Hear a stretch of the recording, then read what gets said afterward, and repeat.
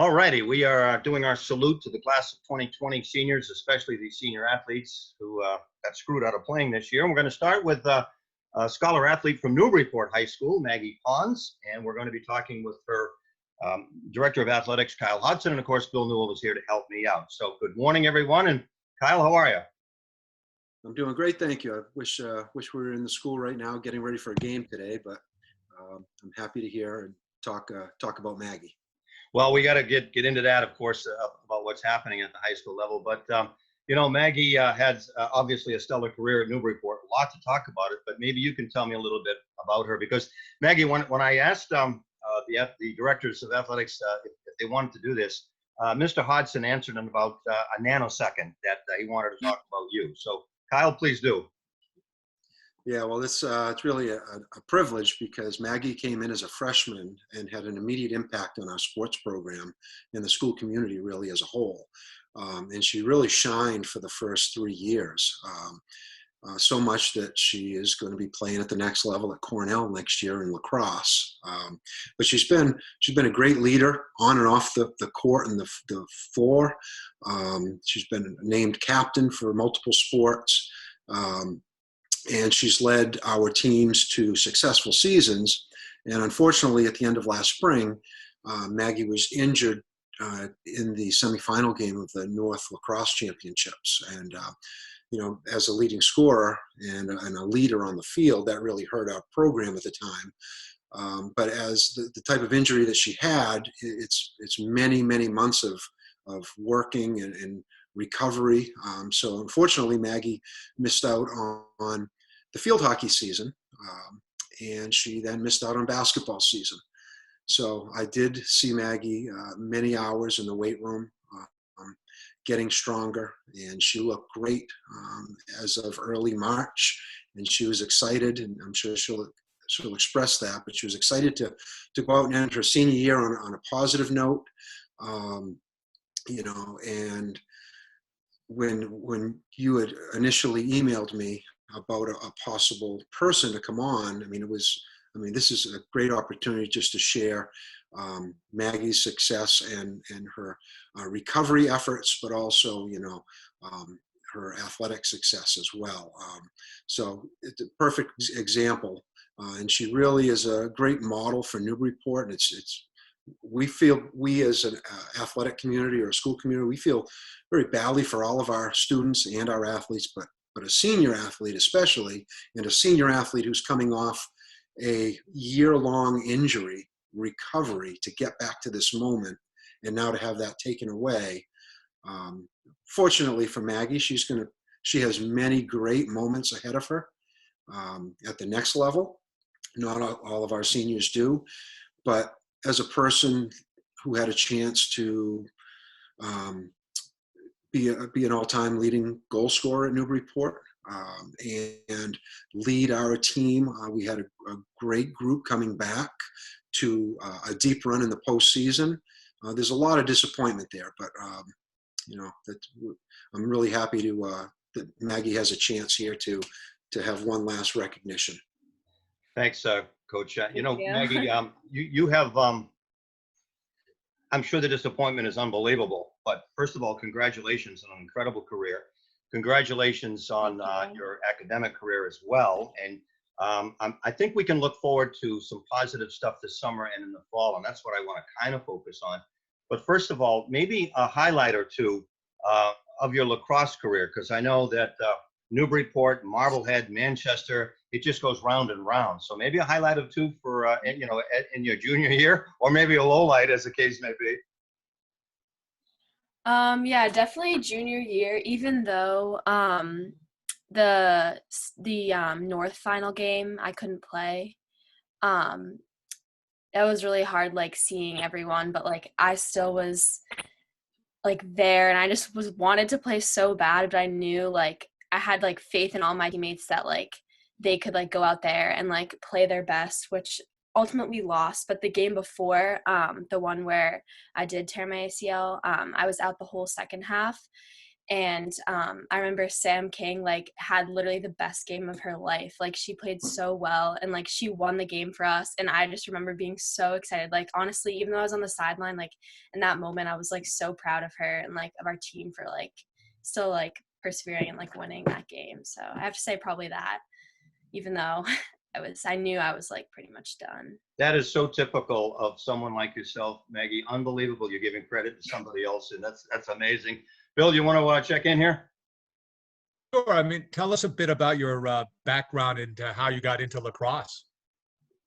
Yeah, so I actually started playing in the second grade because my soccer coach was like, oh my gosh, like you should play lacrosse because he also like coached lacrosse. And he, I don't know if you know Chris Riley, he ended up passing away from cancer a few years ago, which was really sad, but he was the one that got me into lacrosse. So like, I'm so thankful for him for that. And I just played all throughout middle school and I just ended up like loving it and like played through the summer and like did like fall leagues and then here now. What And how about about a note from basketball as well, Maggie? Tell us about that piece because I think the basketball team could have used you. That they had a very good year, I think, right, Kyle? The Yeah. girls basketball, they did well, but could have used another player, I'm sure. Yeah. Yeah, the freshman class did so well this year. I actually went to like a lot of the games. And for me, I was never like amazing at basketball. I just like liked the sport and I loved the girls. So I definitely would have loved to be a part of the team and like to play one last season, but it's just sad.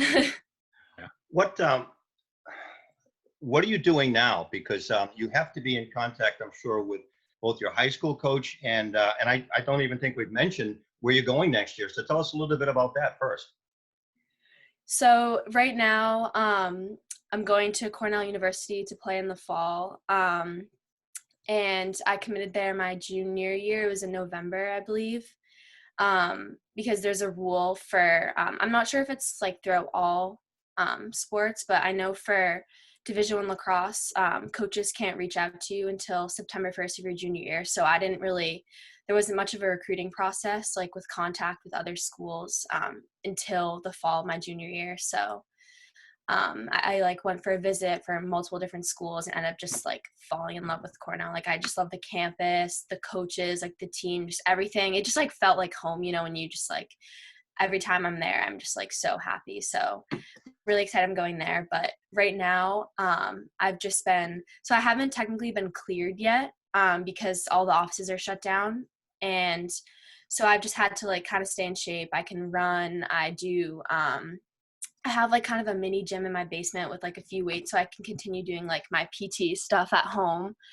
And then Cornell actually sent some body weight and like strength and conditioning workouts that I've been doing. So trying to stay in shape as much as I can just so that my knee can like continue like the healing process. So That's amazing. Kyle, what was it like having Maggie recruited? How does that process work? Well, there's a lot is done through club coaches as well as the high school coach. I mean, Maggie plays multiple sports year round. That is a Division I, Division II rule. Coaches can't contact athletes until the beginning of their junior year. So usually if somebody is that good at Maggie's level, there is some type of announcement during the junior year. So I'm sure that Maggie was on their radar as soon as they saw her, whether it was through high school competition or through some type of showcase that happens in the off season. But I know Maggie has traveled quite a distance to play at a high level in the off season and play against the best players. And she obviously did very well to be considered at that level. Maggie, how about the academic piece at Cornell? What are your plans for academics there? So right now, I'm majoring in biology, and I think I'm definitely gonna have to go to some type of medical school. I think I was thinking maybe like an optometrist or a dermatologist, something along those lines. But we'll see. I'm just gonna start with biology and see where it goes, since I'm Yep. more definitely math and science minded. So kind So of stuck to that. you didn't have to take any AP exams, so that's one good thing, I suppose, right? Of the Yeah, shutdown.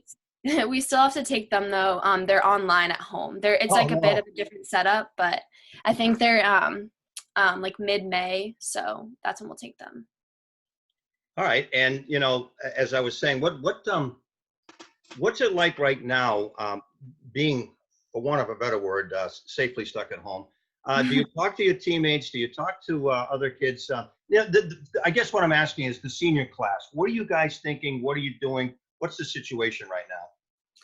So we have like a group chat with all the girls and then with the coaches. So we've been trying to do a couple things to like keep everyone connected, even though we're all at home. So we the coaches organized a fundraiser and we got all the girls to donate and like raise a bunch of money to donate to the Pettingale House and like local food pantries.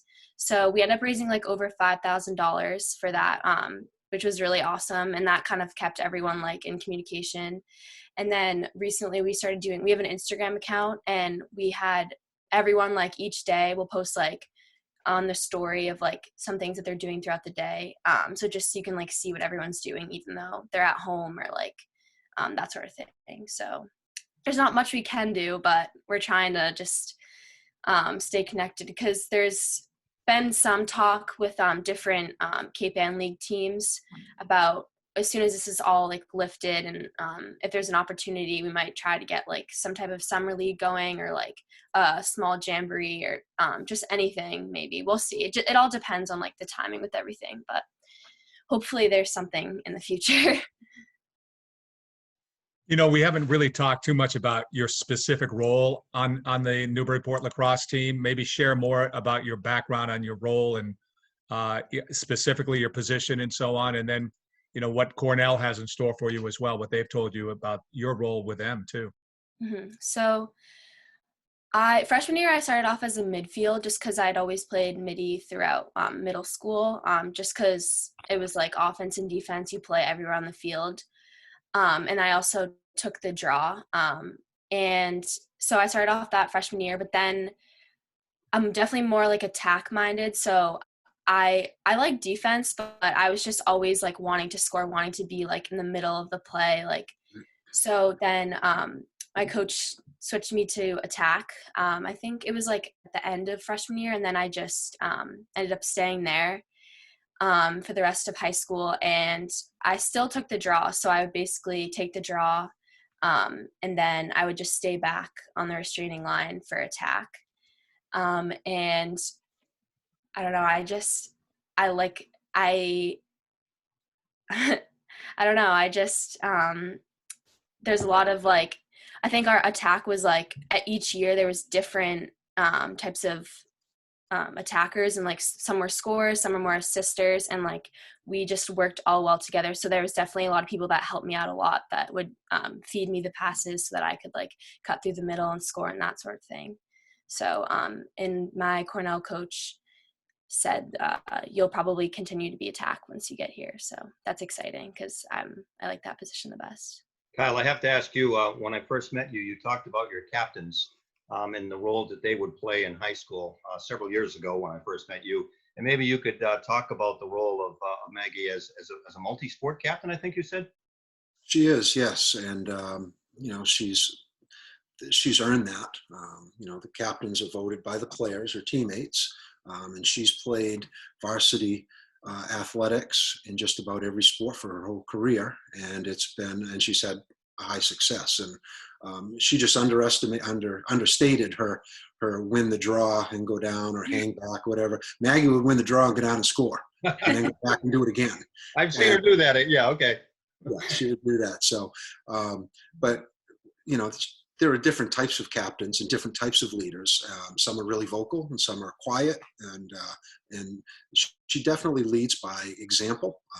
Just her rehab, getting back from this injury, watching her in the weight room. And unfortunately for her, I mean, we have a pretty nice setup at Newburyport High School with turf in our weight room and different things she could do. And she benefited from that. It's too bad she couldn't continue with that. But just, off the floor or off the court or off the field, people could see how she became so successful because she worked so hard. And then when she gets on the field, she's respectful with her teammates and with opponents. And as she said, after she was injured last year, I mean, she sat between the two benches with the trainer and with tears in her eyes, and maybe a combination of both. But she was genuinely interested in the success of the team, even though she knew what was about to happen over the next day or several months. And I think we played a championship. I think it was the next day. And she was back out there, really positive. So, I mean, really a role model, an example of what a captain, epitome of a captain. Bill? Oh, no, I don't have anything else. And Your probably screen in lit a up, little so I bit thought it was you. probably in a little bit of pain too, Maggie, right? Yeah. It was bad. Yeah. So how is the knee? You are cleared by doctors right now? Just I was supposed to have my final clearance testing. I think it was like March 20th, I Oh, want to okay. say. Mhm. So I didn't get a chance to go just because it was had already closed up. So I have to wait until to get tested when this is all over, and I can go back to the doctors. Well, I think my final question, Maggie, is you have a really exciting time coming up ahead of you. I know Cornell is one of the elite schools in the country. And obviously, as an athlete, man, it's just going to be so great once you get out there.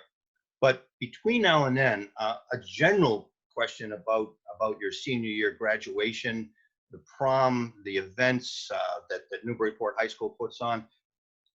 What's the communication like with among students and maybe among others with faculty or so on? You're still technically in school online, right? Mm-hmm. Yeah.